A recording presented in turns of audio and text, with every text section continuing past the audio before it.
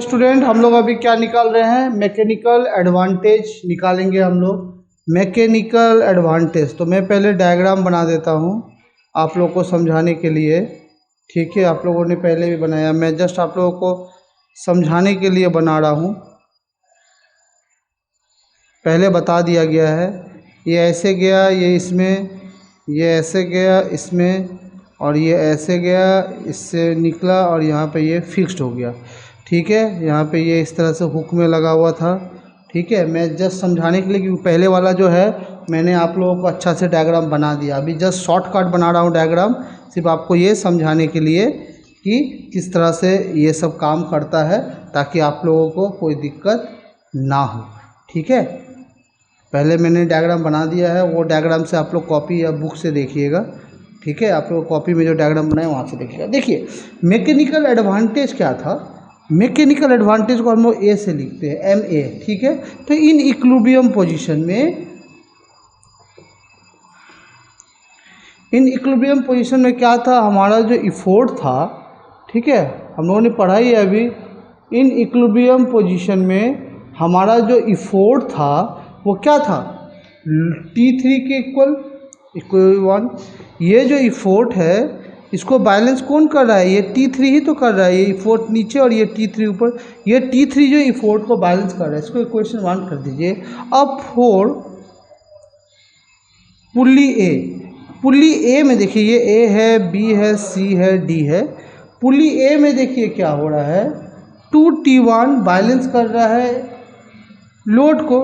ये जो T1 और ये T1 मिलके 2T1 इस लोड को बैलेंस किया हुआ, यानी इधर से ये दोनों मिलके क्या कर रहा है? लोड को पकड़े हुए हैं। ये दोनों जो है लोड को बैलेंस किए हुए। अगर एक भी ऊपर नीचे होता है तो लोड भी ऊपर नीचे होने लग जाएगा। यानी ये 2T इक्वल टू क्या हो गया? T1 load, 2T1 equal to load, तो T1 इक्वल टू क्या हो गया? Load bye 2। इसको इक्वेशन 2 मान लेते हैं। ठीक है, उसी तरह हम लोग और निकालेंगे। उसी तरह चलिए हम लोग निकालते हैं अब पुल्ली सी के लिए, नहीं पुल्ली ए निकल गया ना, पुल्ली बी के लिए निकालेंगे। पुल्ली बी के लिए क्या है? देखिए, 2T2 इक्वल टू T1। ये T2 इस T1 को बैलेंस किया हुआ, इस T1 रस्सी इस पर टिका हुआ है ना, तो यानी ये T2 अगर ऊपर नीचे आएगा तो ये T1 भी क्या होगा? ऊपर नीचे होगा। यानी इसको जो बैलेंस किया हुआ, ये दो T2, ये T2 और ये T2 इस T1 को बैलेंस किए हुए हैं। इसको कैसे लिख देंगे? T2 equal to T1 by 2, T2 equal to T1 by 2। और T1 पहले क्या निकाला हुआ है हम लोगों ने? L by 2। तो T1 क्या हो गया? L बाई 2 इंटू 2, यानी L बाई 2 स्क्वायर। इसको इक्वेशन 3 मान लेते हैं। यानी इक्वेशन 1 में जो दिया हुआ था, इक्वेशन 2 में जो दिया हुआ था, हम लोगों ने इक्वेशन 2 को यहाँ पे अप्लाई किया यूजिंग इक्वेशन 2। इक्वेशन 2 में क्या था? T1 equal to L by 2, तो T1 के जगह पे बैठा दिया L बाई 2 और नीचे पहले 2, यानी L पे स्क्वायर। ठीक है, अब पुल्ली B हो गया। पुल्ली C के लिए निकालते हैं। पुल्ली सी के लिए क्या निकलेगा? सेम उसी तरह से पुल्ली सी में देखिए, ये 2T3, यानी ये भी T3 किसको बैलेंस किए हुए हैं? T2 को बैलेंस किए हुए हैं। तो क्या हो गया? T3 इक्वल टू क्या हो गया? T2 by 2। और T2 क्या निकला है? देखिए गौर से, T2 क्या निकला है? L by 2 square I into 2। ठीक है, तो ये हो गया L बाई 2 पे पावर क्यूब। इसको इक्वेशन हम लोग 4 कर देते हैं। ठीक है, इसमें कौन सा? Using equation 3। इस पर हम लोग इक्वेशन 3 यूज़ किया है, यहाँ पे इसके जगह पे वैल्यू बैठा दिया। समझ में आ गया? पुल्ली ABC के लिए समझ में आ गया आप लोगों को? चलिए, अब हम लोग अगर इस इक्वेशन को, ये क्या हो गया? T3 इक्वल टू, अब हम लोग फ्रॉम इक्वेशन 4, फ्रॉम इक्वेशन 4, जो समझ में नहीं आएगा बाद में ग्रुप में पूछिएगा। इक्वेशन 4 क्या निकला था? T3 equal to L by 2 power cube, तो L इक्वल टू क्या हो गया? T3 इंटू 2 की पावर क्यूब, यही हो गया। इसको इक्वेशन 5 मान लेते हैं। अब इक्वेशन 1 एंड 5, इक्वेशन 1 क्या था, E इक्वल टू T3 और इक्वेशन 4 क्या है, T3 2 क्यूब, इस तरह से था। तो यानी अगर इसको हम लोग फ्रॉम इक्वेशन 1 से करेंगे तो क्या हो जाएगा, ऊपर देखिए आप, ऊपर E by L equal to T3 by T3 into 2 to the power 3। तो ये कैंसिल हो गया, तो क्या हो जाएगा 2/3 into E equal to L, यानी L इक्वल टू क्या हो जाएगा, यानी E इक्वल टू क्या हो जाएगा L बाय 2 की पावर 3। तो ये भी एक फार्मूला है इफोर्ट एंड लोड का, ये भी एक फार्मूला है इफोर्ट एंड लोड का। समझ में आ गया। अब इफोर्ट एंड लोड का फार्मूला निकल गया तो मैकेनिकल एडवांटेज क्या होता है, लोड बाय इफोर्ट। तो लोड कितना निकला है 2 की power 3 into E, and effort क्या निकला है L, इफोर्ट क्या निकला है L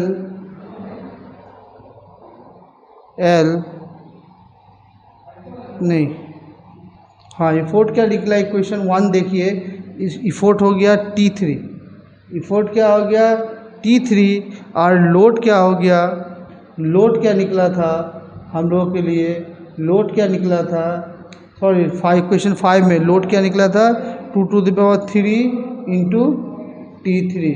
इक्वेशन 5 देखिए, लोड क्या निकला था 2 to the power 3 into T3, और इक्वेशन 1 देखिए इफोर्ट क्या निकला था। बोर्ड छोटा है इसलिए एक जगह पे नहीं लिख सकते हैं, इसीलिए जो है मुझे थोड़ा सा यहाँ पे प्रॉब्लम हो रहा है, क्योंकि मैं समझ के समझा के आप लोगों को लिख रहा हूँ इसीलिए।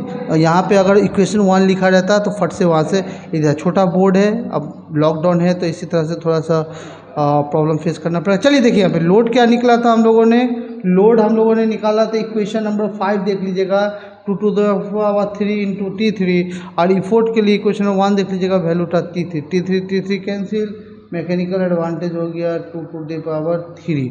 ठीक है, अगर यहाँ पे 3 मूवेबल पुल्ली है तो 2 टू द पावर 3 हो गया, अगर यहाँ पे 10 मूवेबल पुल्ली होगा तो मैकेनिकल एडवांटेज हो गया 2 टू द पावर n। अगर 3 पुल्ली है मूवेबल तो 2 टू द पावर 3, अगर मूवेबल पुल्ली 3 है तो mechanical advantage 2 to the power 3 हो जाएगा, अगर मूवेबल पुल्ली 4 है तो 2 टू द पावर 4 हो जाएगा। याद रखें मूवेबल पुल्ली, टोटल पुल्ली 5 है बट मूवेबल 3 है, ये तो फिक्स है। समझ में आ गया। तो इस तरह से आप क्या है मैकेनिकल एडवांटेज आराम से निकाल लेंगे। ठीक है, इस तरह से आप मैकेनिकल एडवांटेज आराम से निकाल लेंगे। ठीक है, जहाँ पे नहीं समझ में आएगा मुझे ग्रुप में पूछिएगा या फ़ोन करके पूछिएगा। ठीक है, चलिए अब हम लोग देखते हैं वेलोसिटी रेशियो कैसे निकालेंगे। वेलोसिटी रेशियो क्या है, डिस्टेंस पहले हमको उसमें निकालना पड़ेगा कि पुल्ली कितना डिस्टेंस जा रहा है। तो सबसे पहले तो आप ये देख लीजिए कि an one end each string pass over a movable pulley fix so other end string move up twice. एक इंड जो फिक्स है ये इसके साथ फिक्स है, तो ये इंड जो है 2 बार मूव करता है, यहाँ से ये, यहाँ से, यानी ये ट्वाइस डिस्टेंस मूव करता है। यानी ये जो फिक्स पुल्ली है यानी क्या हो रहा है, an one end of each string pass over the movable pulley, one end of इस string pass of this movable pulley, ये 3 मूवेबल पुल्ली है, so the other end string move of twice the distance, यानी दूसरा end जो है उसको 2 बार move करना पड़ता है, क्योंकि क्या है वो मूवेबल पुल्ली है। इसका मतलब क्या हो गया, यहाँ पे इसका 2 बार मूव करता है, इसका मतलब क्या हो गया, DL जो हो गया वो क्या हो गया x के लिए, x हो गया किसके लिए, A, पुल्ली A के लिए, पुल्ली A मूव करता है x डिस्टेंस। ठीक है, तो उसी तरह से पुल्ली B के लिए क्या हो जाएगा 4, ठीक है, पुल्ली A के लिए, पुल्ली B के लिए क्या हो जाएगा, DL क्या हो जाएगा 2 इंटू x, यानी 2x 2 बार मूव करेगा ये पुल्ली B के लिए। ठीक है, पुल्ली B के लिए। ठीक है, चलिए ये लोड के लिए हो गया, पुल्ली B के लिए हो गया। उसी तरह पुल्ली C के लिए क्या हो जाएगा फिर 2 इंटू ये 2x, यानी अब ये क्या करेगा 2 बार मूव करेगा, पुली सी के लिए, समझ रहे हैं, पुली ए के लिए ये तो एक ही बार एक्स मूव किया, लेकिन पुली बी क्या हो गया, इससे अटैच्ड है। इसका मतलब यहाँ तक स्ट्रिंग जाते जाते 2 बार डिस्टेंस कवर करेगा, यानी 2 × एक्स। अब ये पुली सी के लिए इसका तो अपना 2 बार मूव करेगा इंटू इसका पहला वाला डिस्टेंस एक्स, यानी पुली सी के लिए अब पूरा डिस्टेंस क्या हो गया, 2 × 2x यानी 4x। समझ में आ गया? या लिख सकते हैं 2² x, एक ही बात है। पुलिस सी के लिए इसी को लिख सकते हैं क्या, 2² x पुलिस सी के लिए,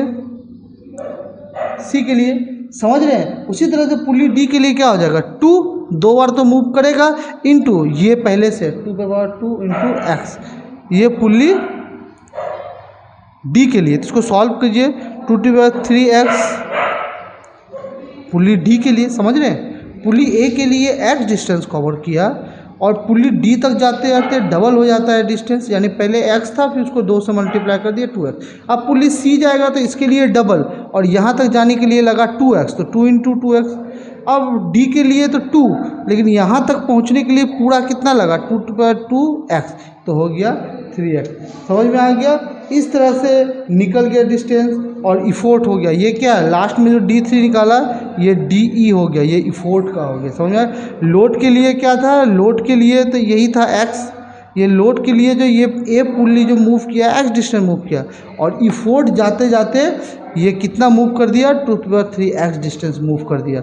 अब इसी को बैठा दीजिए, क्योंकि वेलोसिटी रेशियो क्या होता है, वेलोसिटी रेशियो क्या होता है, वेलोसिटी रेशियो होता है distance move by effort by distance move by load. Distance move by effort क्या है, 2⁵x, और लोड है x, ये कैंसिल 2⁵3, यानी वेलोसिटी रेशियो निकलेगा जिसमें 3 मूवेबल पुल्ली 1 फिक्स पुल्ली होगा, तो 2⁵3।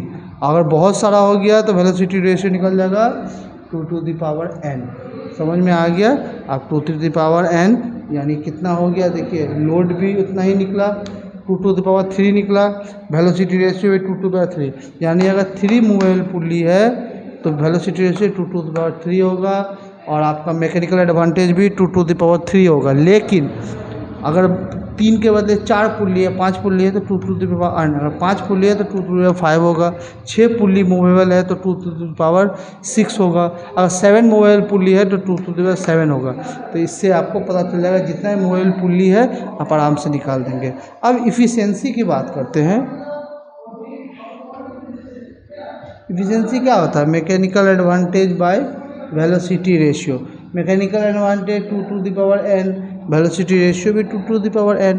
ये मतलब ये हो गया मैकेनिकल एडवांटेज कितना, 2⁵3, वेलोसिटी रेशियो 2⁵3, यानी ये हो गया 1, यानी 100%। ये सिचुएशन होता है आइडियल के लिए, मतलब आइडियल जो कुछ होता है, ठीक है, एफिशिएंसी का यूनिट, उसके लिए 100%। ठीक है, तो देखिए यहाँ तक हम लोगों ने कंप्लीट कर दिया है। अगर मान लीजिए न्यूमेरिकल्स में देता है there are 5 movable pulley, what is the velocity ratio, तो 2⁵5 कर दीजिएगा, आंसर निकल गया।